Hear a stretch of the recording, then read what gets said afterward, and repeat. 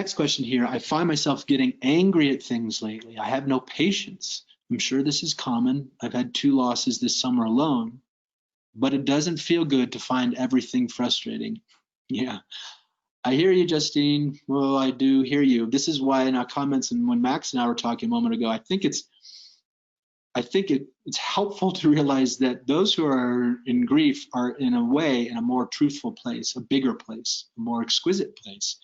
So if you feel these projections from others to like, hey, come get out of that space and join us in our restricted, divided world, resist it.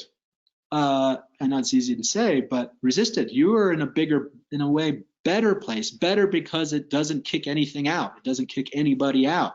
That's why it's better. You don't have to be divided here. So all I can say is let's kind of work towards a better society. This is an indictment of society on some level.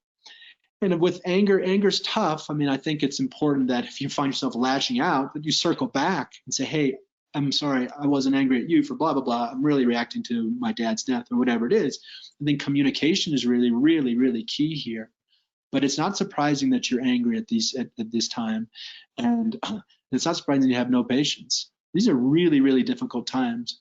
And I guess my last thought here is, besides just noting it, is to say that the goal here isn't to feel good. I mean, this is another sort of frenzy and fetish of our society, is that it's all about feeling good.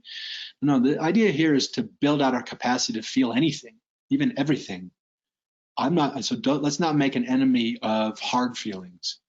It's not like if we conquer grief, then we don't have to deal with those pesky hard feelings. No, the idea is to welcome grief so that we have a bigger capacity to handle hard feelings. Hard, easy, comfortable, those are our adjectives. Those feelings just exist. There doesn't need to be a hierarchy to them. So if that helps at all, there you go, Justine. Those are some thoughts.